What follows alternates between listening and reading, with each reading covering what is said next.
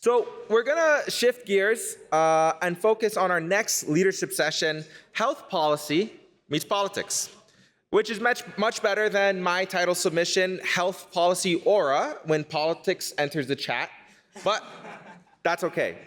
This session is gonna look at the intersection where collaboration, innovation, and policy decisions shape the future of Canada's health system. To guide us through this important discussion, I'd like to introduce someone that I consider to be a rock star here at Infoway. She loves matcha, she loves running, and she's really great at winning in Uno games. She seriously runs so much, it's surprising that she still hasn't run into someone that can beat her in Uno. So please join me in welcoming Infoway's Chief of Staff, Executive Vice President of Public Affairs, Corporate Strategy, and Communication, Angela Jonsson.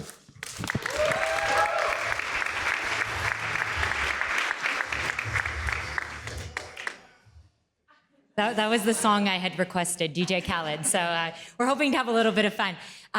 Bonjour tout le monde. Je suis Angela Jonsson, vice-présidente exécutive des affaires publiques et chef de cabinet à InfoRoute Santé du Canada.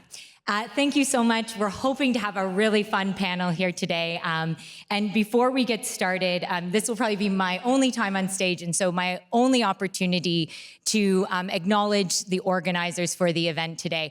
And so I'm just going to acknowledge the leaders, Chris Aki and Haley Armstrong. If you just want to, everyone want to give a shout out and a round of applause.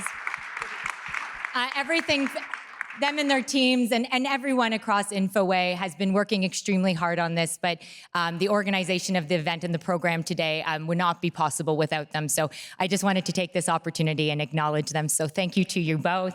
And without further ado, Tyler here has asked me to remind folks that this panel is like Vegas. What happens here stays here. And so we are going to keep it that way. And we're also going to leave lots of time for Q&A because we think that's probably where the meat is going to happen and the excitement. So here we are. So again, we are joined by an impressive group of leaders bringing diverse perspectives from across government relations, health policy, clinical practice, and each playing a role in shaping the future of healthcare. Dr. Joss Reimer is the past president of the CMA and chief medical officer for the Winnipeg Regional Health Authority, a recognized leader in public health, health communications, and immunization. She also served as medical lead and spokesperson for Manitoba's COVID-19 vaccine task force. Dr. Reimer has received numerous awards, including Humanitarian of the Year from Doctors Manitoba, and holds both the King Charles III Coronation and Queen Elizabeth II Platinum Jubilee medals. She completed her medical training at the University of Manitoba and McMaster University with a master's in public health, specializing in health communication. Next up, Andrew Brander at the end there is a partner at Crestview Strategy with over 20 years of experience in federal, provincial, and municipal politics. He's held senior roles under both Harper and Ford governments, including with the Ministers of Transport, Labor, and Natural Resources, and as Chief of Staff to the Deputy Leader of the Official Opposition. Recognized among the Hill Times' terrific 25 parliamentary staffers, Andrew currently serves on the Board of Directors for TVO and is a recipient of the IABC Gold Quill and CPRS ACE Awards for Excellence in Communication. And his nickname is Brander, and I will probably call him Brander, so feel free to also call him that throughout this. But if you're wondering why I'm calling him his last name, that's what everyone does. So there you are. And Tyler Meredith, last but certainly not least, is a partner at Meredith, Bosencool, and Phillips with deep experience shaping federal economic policy. Over 7 years in government, he helped deliver 6 federal budgets, oversaw tax and financial sector strategy, including transaction reviews from 2019 to 2022, and led the development of 2 successful federal campaign platforms. He continues his commitment to public policy as a senior fellow and lecturer at the University of Toronto's Munk School of Global Affairs, and as a fellow with the Maytree Foundation. Tyler holds a Master of Public Administration from Queen's University and a Joint Honours BA in Political Science and History from the University of Ottawa. There we go. Whew, what a team. And so, you know, I think this conversation is really important. We spend a lot of time talking about policy and where we're going and how to move in that way. But sometimes we're missing that important part, that education of our decision makers and politics and how that shapes. And so the first question is for all three of you, and it's, what does the intersection of public policy and politics look like in a publicly funded health system like Canada's? And maybe we'll start with you, Brander. Sure.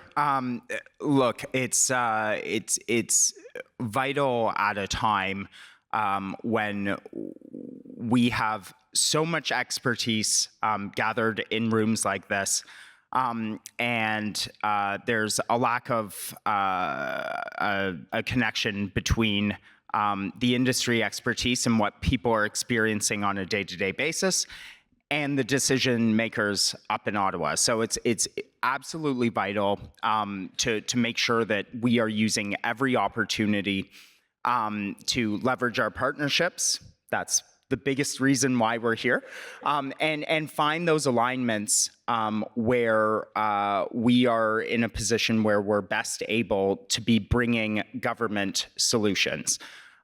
They are desperately looking for the expertise and that added value to be brought to them, much more than it just coming across in a place where we're sort of looking for additional opportunities to engage, but rather to actually come with those prepared solutions. So I'd say that's the most important thing to take away from today, but we're gonna, I'm sure, unpack that at much greater detail. Dr. Joss?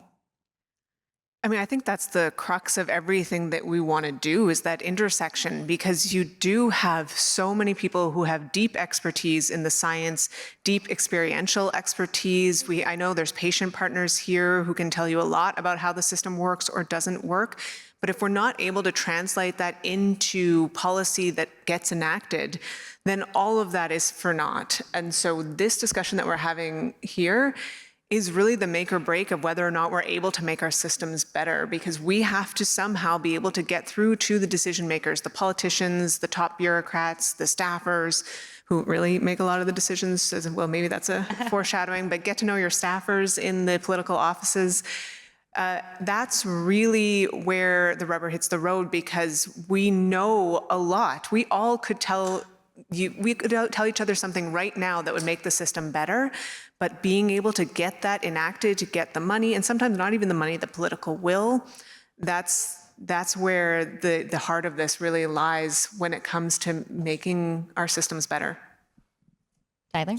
Yeah, so and let me talk now from the perspective, obviously, what I'm most familiar with, which is the federal government, and obviously how we think about and talk about health policy at the federal level is very different than, as Brander and Dr. Reimer said, at the provincial level. You know, it was interesting, in addition to the two platforms that I worked on, I also worked on this last campaign, and it was such a very different campaign, even as we think about health policy, right? We actually didn't talk about health policy at all in the course of the campaign. And in some ways, I would say that's actually good for health policy. And the reason I'm gonna say that is because I think that at the federal level in the last number of decades, we have had a very warped debate that has been about the question of, do you defend the Canada Health Act? Do you not defend the Canada Health Act? And that's, I mean, it's an important values test, obviously, as Canadians, but it masks a much larger debate that we need to be having about what is the kind of innovation that we can bring in this system that we are given, right? There are other decisions to be had about how we structure our publicly funded Medicare system, but at the end of the day, it's a system that is not functioning very well. And I say that also as somebody who sits on the board of a hospital. It's not functioning very well. And so there is a significant role that technology can play in helping to solve some of those problems. And in some ways, right, if you look actually at the various different platforms that the parties put out in this last campaign, because we didn't talk about healthcare, we actually got a commitment to some pretty innovative and to a certain extent incremental, but innovative nonetheless, commitments around data liberation, investments in capital infrastructure. We even talked in the Liberal Party platform about AI, the adoption of AI in healthcare. Like, I can't imagine having talked about that in the last number of years in healthcare. So my only point is, in some ways, we actually need to try to take politics out of this discussion, because I feel like the more we put politics into the discussion, we actually lead to a very ineffective debate that has delayed our ability to make innovative steps forward in our system, including on some of the things like interoperability and data liberation, right? we know what that path looks like, and thanks to the great work that Infoway has done with some of its partners, I think there's been a significant momentum built. But in some ways, we actually need political leaders to get out of the way and just let those who are involved in the system actually do it. So in some ways, I actually see this last federal election campaign as a turning point on that, because we didn't end up having a very polarized debate about public versus private funding of healthcare, which is important, but it masks the actual innovation of the work that we need to do. I was just going to build on Tyler's point that more broadly, beyond the federal government, I think you're seeing a natural alignment. You look at governments from NDP governments in BC to the CAC here to progressive conservative governments in Ontario, Nova Scotia, everything in between. I think you're seeing a huge realignment of priorities around healthcare, shared priorities around healthcare, which really speaks to your point, Tyler, on sucking the politics out of it.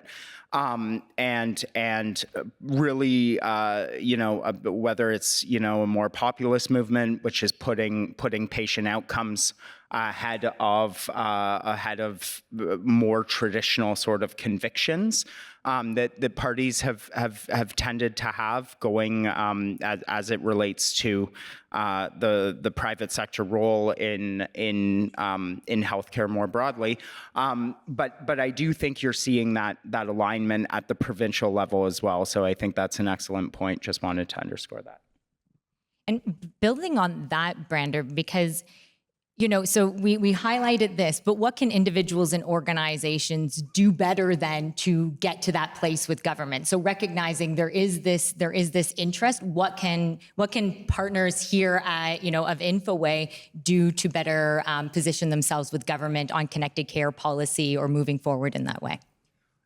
I'll start off briefly on that and just speak to alignment. I think Abby's session that he did just before this really sets that up well. The themes that we're talking about, the One Canada approach, be it finding those efficiencies in government, finding, or in healthcare rather, that you can bring to government, finding those areas of duplication. These are all themes that both the federal government and provincial governments have been speaking exhaustively about, and making sure that your language that you're speaking is consistent. Not only within this room, but with all of our industry partners. The more and more government hears the same message, the better it is for all of us involved in that. So, when government's looking for a quick and easy solve, I can say this from the side of sitting on the political staffer side. I'm sure Tyler can say the same. I was always looking for industry consensus, someone to come to me with an easy solution. I know that doesn't exactly exist, but again, having that consistency throughout the sector and needing to hear it multiple times before it's sort of absorbed by the system, and that there's a political will to do anything about it. And so I think, you give a very much, as you said, a former staffer, that outlook. Dr. Jonsson, from your perspective, because you're a stakeholder, you're out there, you're fighting the good fight. How have you find navigating the political landscape? You mentioned staffers, you mentioned Tyler's laughing a little bit, but how We like staffers. Yeah, lots of staffers. How have you found navigating the political landscape and bringing that clinician voice, physician voice to the forefront? I like that the word alignment has come up a lot, because it's really consistent with some of the training I got. I'm a public health physician, so when I was in residency, we got taught a lot about policy windows.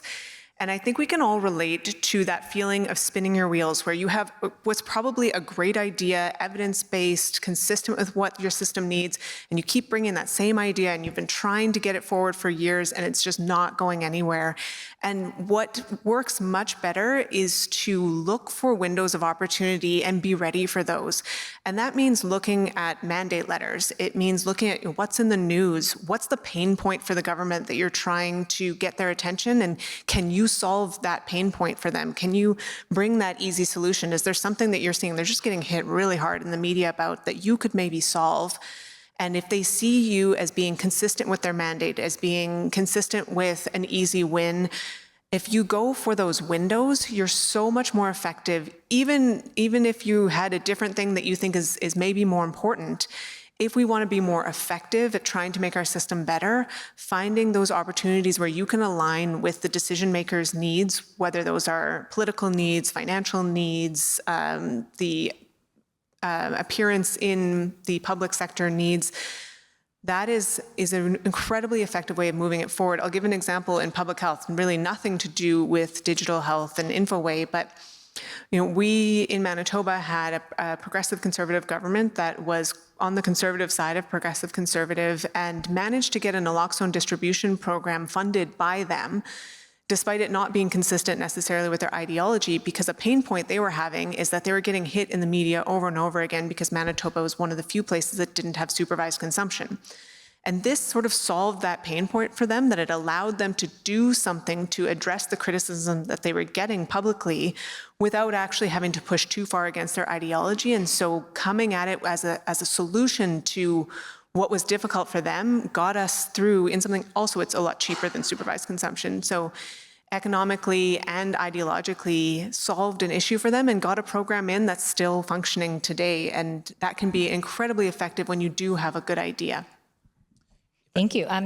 Sorry, do you mind if I build on that? Go ahead. So because I think this point about alignment and mandate is very important. So let's just talk briefly at the federal level what that means in the context of digital health. So at the federal level right now, you have the government focused, Mark Carney focused on two main things. One, how do we enhance productivity in the Canadian economy? Because it has been lagging for a number of decades, and that's a multi-government, very complex problem. But number two, and related to the diagnosis of how to solve that, is how to deploy capital, and specifically capital investment and business investment, in order to develop more assets, right? Which could be both physical assets as well as digital assets. And what's interesting is that in the context of healthcare, right? You saw this last budget tabled just a few weeks ago, put $5 billion into capital investments. I suspect, even though the language that was in there and what we wrote in the platform was very focused on hospitals in physical context, but so too will that money likely also make its way into things like diagnostic equipment, right? And to the technological enhancement, the capital, the enhancing of the capital base of the healthcare system.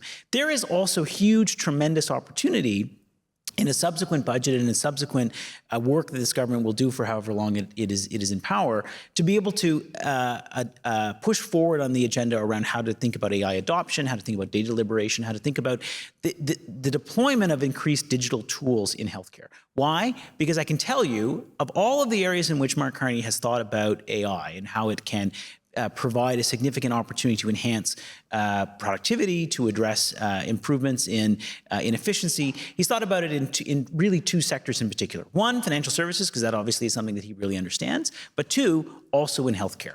And I think you're pushing through a pretty open door with this government to be able to talk about what is the opportunity in digital healthcare as it relates to how do we improve patient outcome, how do we improve efficiency and allocation of resources, how do we improve the enablement of tools that will empower people, both clinicians and also clients, to be able to understand what is happening in their own healthcare, and how to do that in a way that connects systems that have often been very, very disconnected from one another. So there's a shifting of the federal role that's about to happen, right, away from things like focusing on how do we expand pharmacare and so forth, as opposed to how can the federal government be an enabler of innovation in the healthcare system. And I think Infoway and all the partners in this room are very, very well placed to be able to do that. It's going to take us being able to get C-72 back and approved, but it will also take the work of all of you to remind the government that that is the mandate that they were elected on and is the mandate that Canadians actually overwhelmingly endorse. Last point I'll just say is that what's interesting when you ask Canadians about the things and the priorities that they have for healthcare, we talk a lot about things like ERs and so forth, and that's important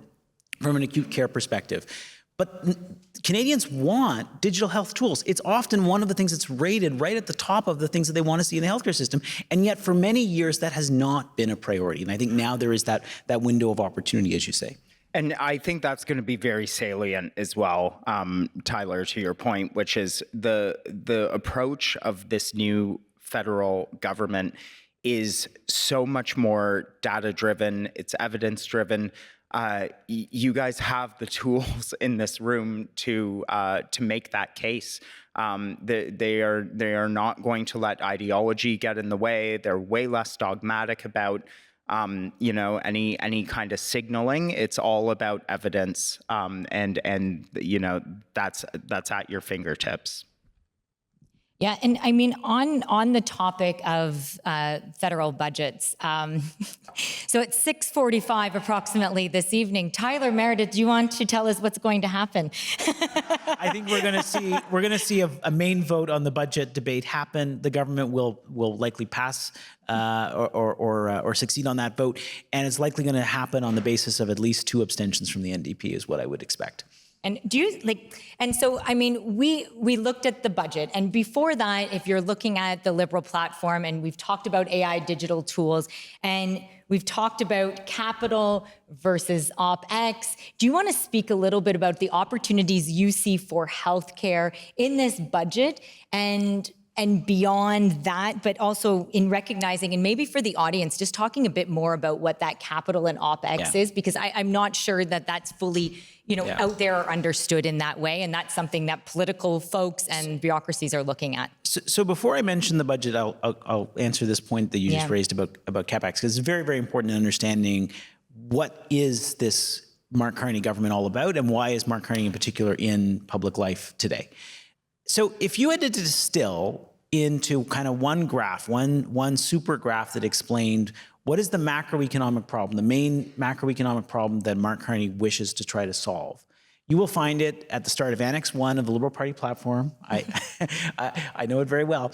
But it basically charts the drop in non-residential private sector capital investment in Canada as a share of GDP over time. And what you see, right, is that after about 2015, Canada saw a significant drop in that level of business investment that was happening after the commodities recession in 2015, and never really recovered. We were, more or less kind of treading water, but we didn't really recover. Certainly at a time in which, if you charted the same graph in many other countries, you would see that it was rising constantly and up and to the right, at a time in which, countries are investing in their own research and development, they're reinvesting in their own domestic economic capabilities, supply chains, and so forth, and we have failed to do so. But there's a whole bunch of different reasons why that is.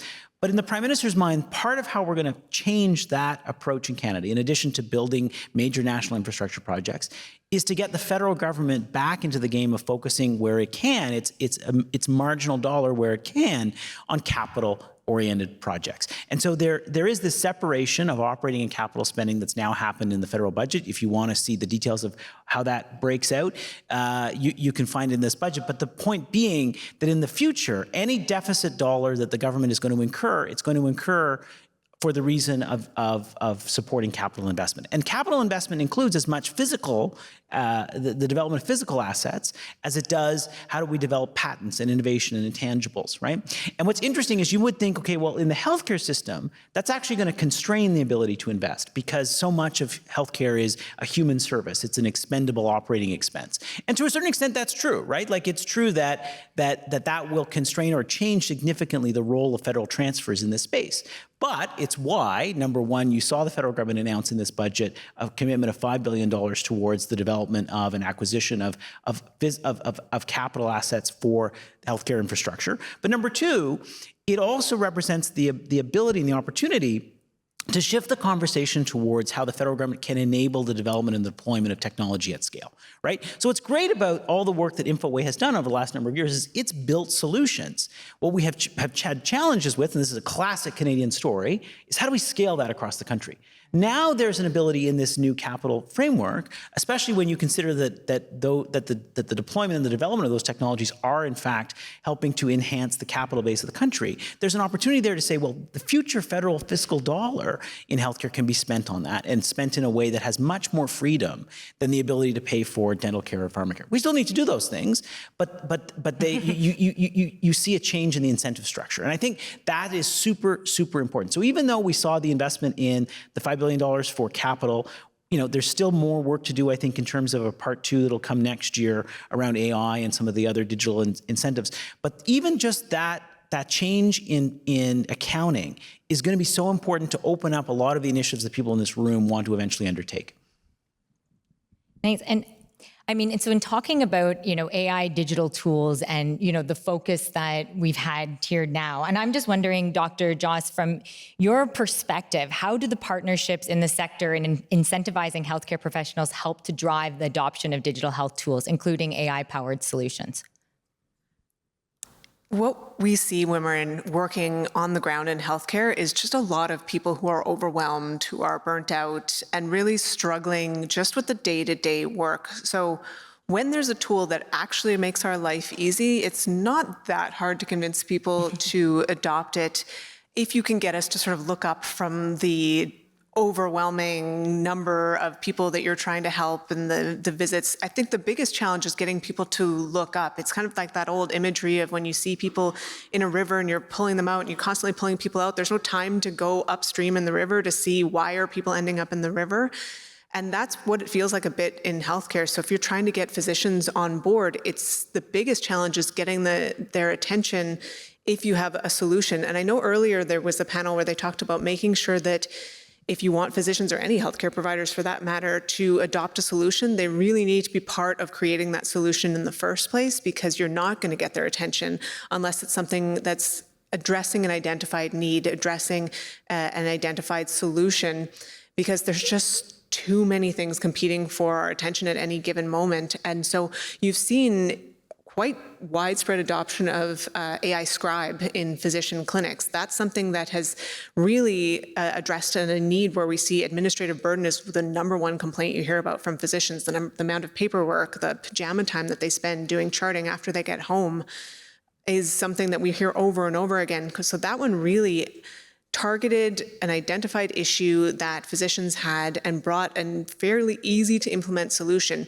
Because for the most part, physicians are not that tech savvy. Some of us are great, but many of us are not. And so expecting them to figure it out is not going to work well. And instead sort of spoon feeding, handing them something on a platter can be much more effective if they want that platter.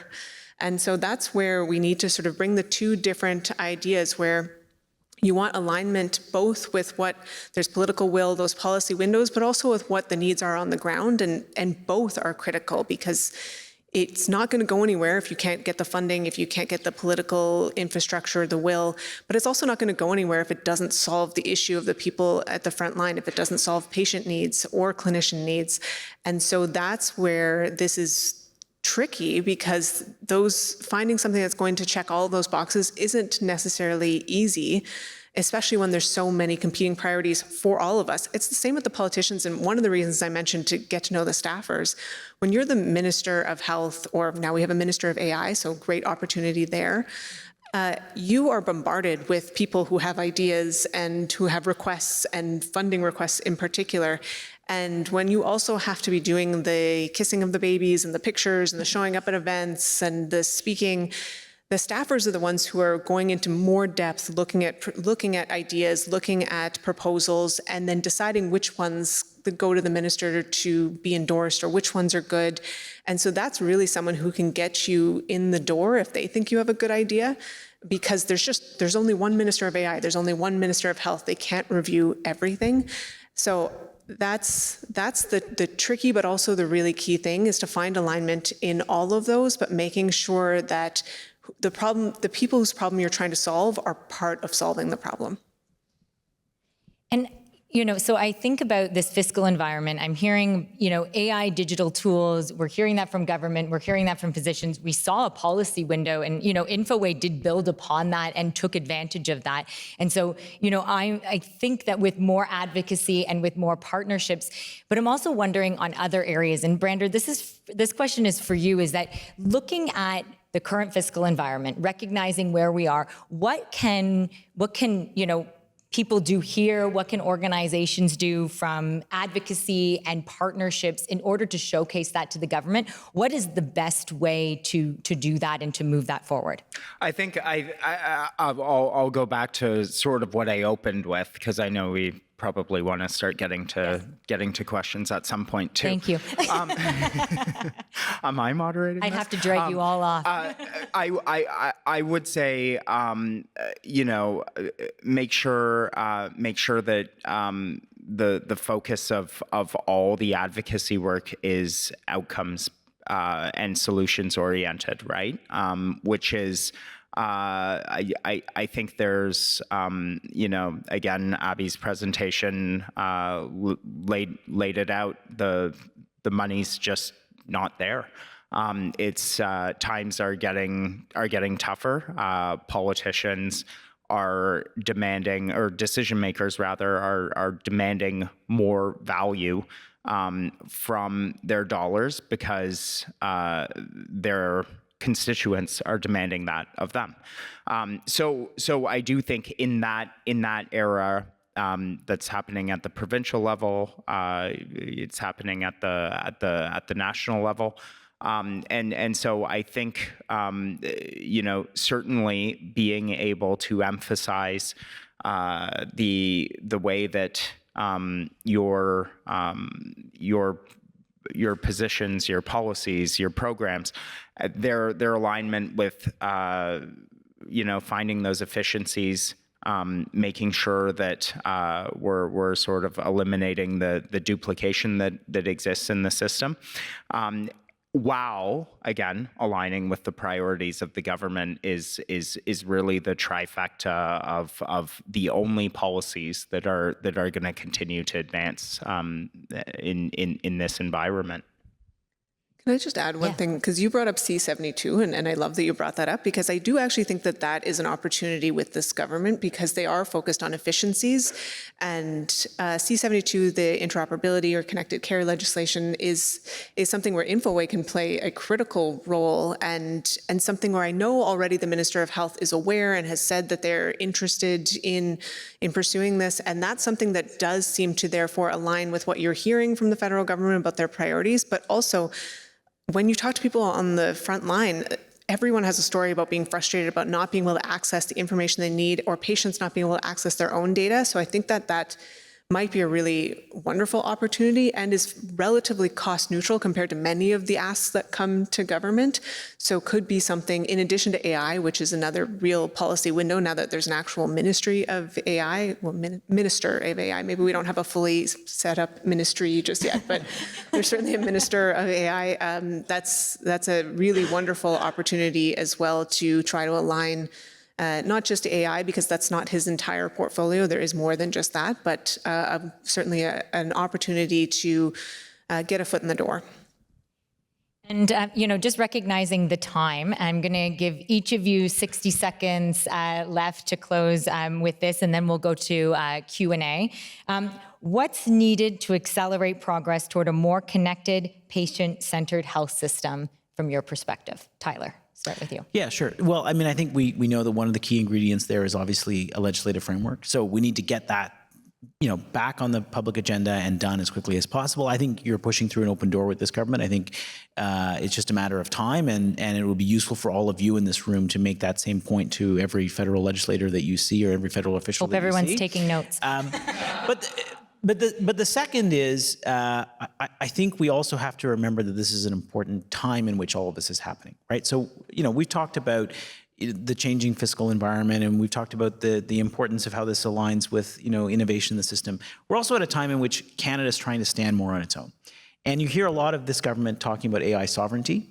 And AI sovereignty matters in the broad sense of like how we think about data, and cloud compute and so forth. But it also matters in the context of healthcare, right? And so I think we have to think more about how is Canada as a country going to define its economic opportunity in this space where we already start with a huge advantage because we have a publicly funded healthcare system, which means that if we have the right tools, we can deploy them at scale relatively quickly. It'll take coordination, but we have that ability, that platform to be able to develop those, to deploy those innovations. And so I think, if I were to leave you with one point for all of you to think about, it's how does that economic vision around innovation in healthcare apply to an economic strategy in which you have a prime minister that says, I want to get $1 trillion of new private capital into Canada. How are we going to do that in healthcare? That's, I think, the question we have to figure out, because if we can figure that out, I think you're pushing on an open door with this federal government. Dr. Joss? Yeah, I mean, I want to echo a lot of what you just said, because this is an opportunity for us to think a little differently. It's a Liberal government, but it's a very different Liberal government than what we had with Trudeau, where they were more focused on the transfer payments and more on the operations and more in the policy side of how healthcare functions. And this room is really well aligned with the current government and where they want to go with the innovative approaches that they want to take. And so we need to make sure that they hear a consistent message about what Canadians need, what the system needs, because if they hear the same thing many, many times from different levels, so if they're hearing it from people who run the system, people who work in the system, people who work on the digital side, if all of us are saying the same thing, that is going to resonate. And especially if we're talking about something that doesn't take operating dollars, that takes either capital, because it's in the budget, there's the money that's set aside for healthcare capital. If it's something that aligns with what they're doing, I think we've got a really great chance of making some big strides in an area, as long as we focus our attention in the areas where we can be successful. And that's where it's tricky, because there's so many problems to solve and we want to push on so many different topics. But if we can be strategic, we can really leverage any government for that matter and try to identify how with this government we can move things forward. And I think that Infoway and the people who work in digital health are going to be really well aligned here.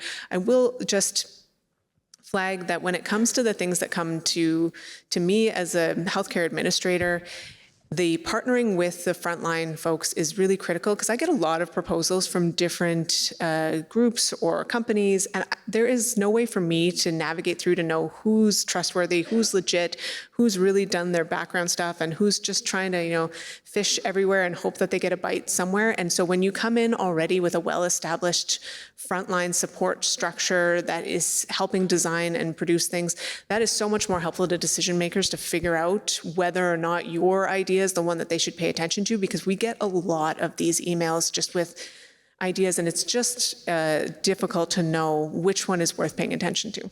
Yeah, that's absolutely right. I agree with everything that both of you said. I would say if government is going to be in a place where they are demanding more from the industry, from the sector, with less resources, improved outcomes, more efficiencies, then I think it's only fair to demand stability and predictability in return for that, because that's the only way you can actually deliver on that. So I would say that those are sort of the two most important things, which is some predictability and stability in terms of having a plan and being able to implement that to be able to provide that value. Nice, thank you. This was like a CTV panel tonight. So now that we've come to the end of the questions, I'd like to open up the floor to any of you with any questions for any of our panelists. Hi there. That was fantastic. Thank you so much. I have a question a little bit about the politics of efficiency. So I think there's this great old line from Bob Evans, the great Canadian health economist, who said every dollar of health expenditure is a dollar of someone's income, right? And scribing has been fantastic because it's directly targeted clinicians, given them more time. But a lot of the back office efficiencies that we could gain through digital health and AI, which are tremendous, are actually not just going to save a clinician time. They're often pointed at administrative staff.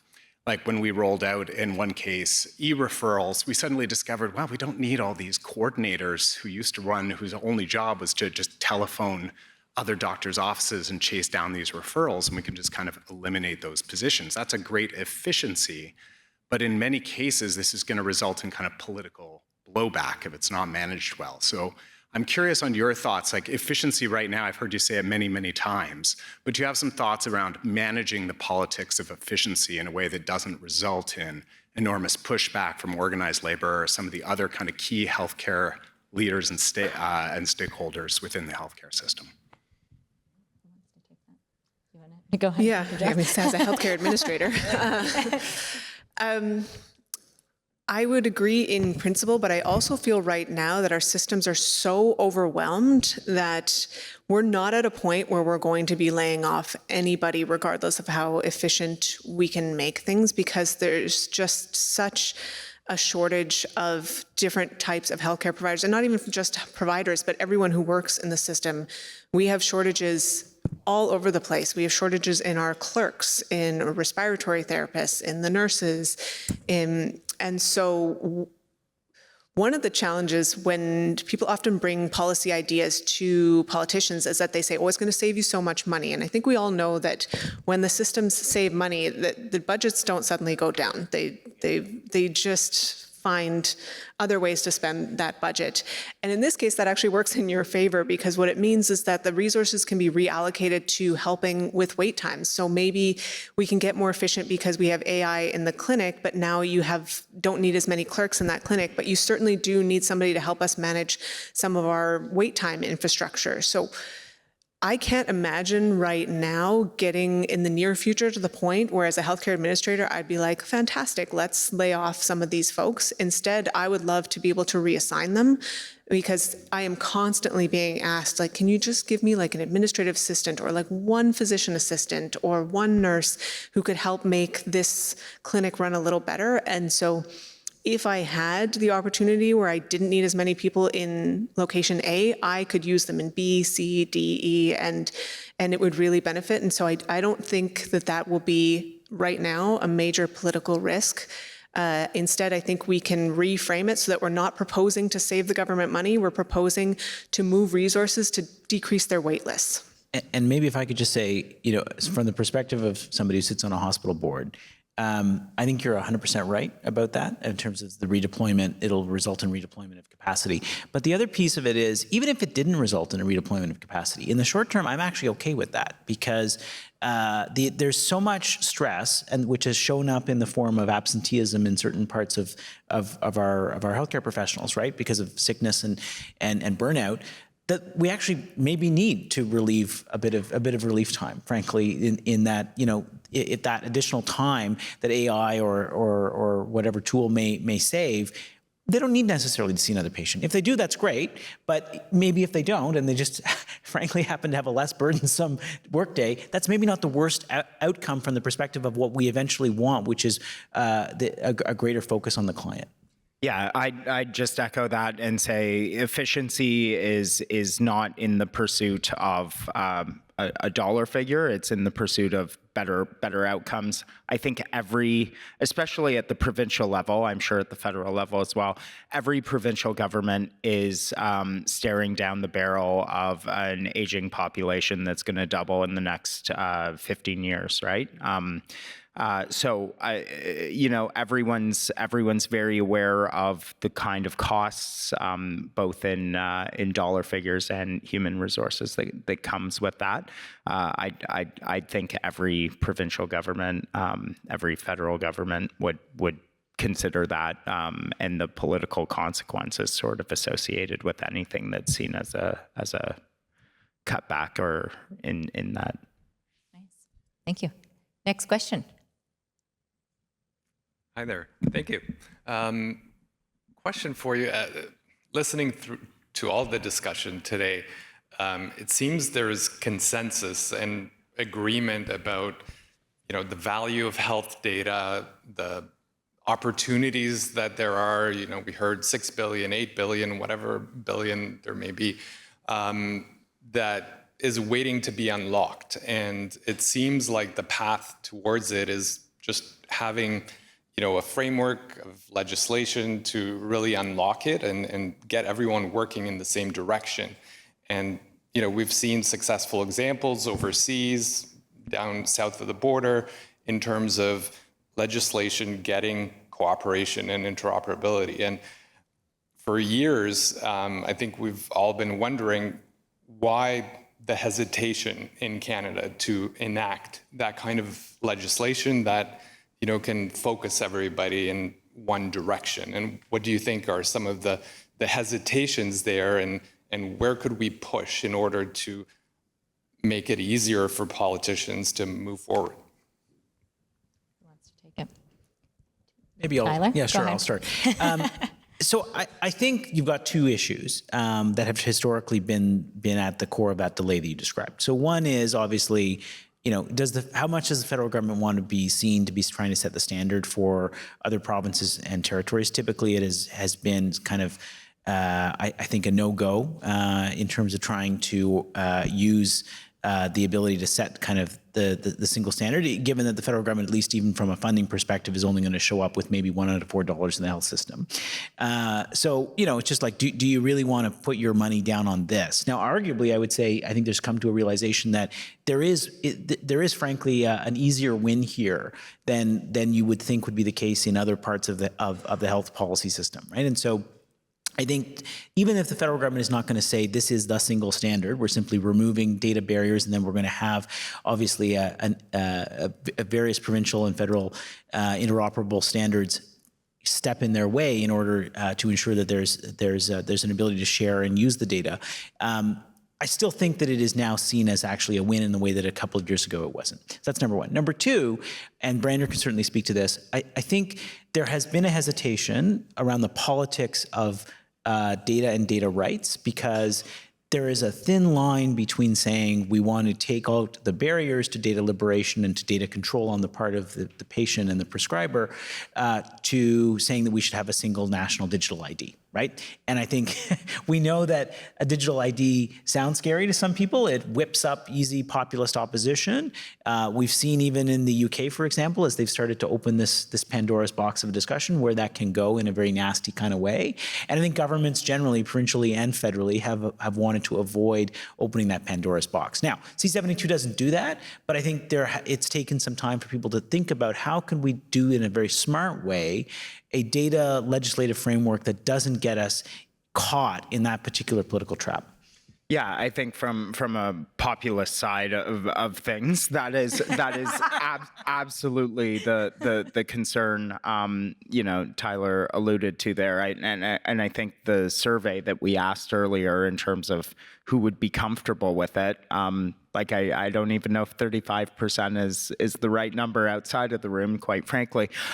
So I think you're going to continue to see some concerns raised there about government overreach, the information sliding into the wrong hands. But again, I think we have the evidence and the opportunity to make the case. You folks have the opportunity to make the case, which is it's only in an environment where it's legislated that it's actually going to be protected, right? In the proper ways. So I think that's a very fair argument to make back to the government. Great. I think I see another question back there. Yep. Hi. So we've been talking all day about the pan-Canadian health connectivity, making sure that we're connected everywhere. But have any of you ever given thought to the fact that in more remote locations, there's not even the ability to connect digitally, that maybe digital connection and infrastructure may be required to become part of health policy if we want to be pan-Canadian? Tyler, I'm hearing you talk without your mic. So No. I mean, you're absolutely right. And this is why the federal government's commitment, which goes back a number of years, but it's in the process of rolling out, to universal broadband and the development of low Earth orbit satellites, which will create that connectivity to be able to use, whether it's digital health tools or frankly other innovations and to close that digital divide. It's very important. I would argue that the government's commitment to universal broadband, frankly, is in itself insufficient, because even if you look at the speed standards that are associated with that, they're far too slow to be able to support certainly an institutional or a hospital level kind of capacity. So you have to build a lot more dedicated trunk lines, for example. And so I think it's an important start, but you're absolutely right that the connection between data connectivity writ large and data infrastructure is core to some of what has to be done, especially in remote northern communities. And interestingly, I'll just say this: one of the major projects that was announced last week, the hydro project to Nunavut, that project's going to have a significant amount of fiber that will go into those communities. And so, if we think about the federal role, which is in part to ensure that there's equitable access to health services in Indigenous and remote northern communities, that project, even though it's a national infrastructure project being looked at from a very different lens, is actually going to have an important health equity component to it. Great, thank you. And thank you to our panelists for today for a really engaging conversation. Thank you to all of you for your questions. And I believe do we have a break or our closing keynote? We're going to a break, but I will tell you, you need to come back from that break really quickly because a very good friend, Herco Cummins, is delivering our closing keynote, and so it's something you don't want to miss, trust me. So thank you all again, and thank you for participating. Had a really great time. Thanks. Come back for 3:50. 3:50. Do not be late.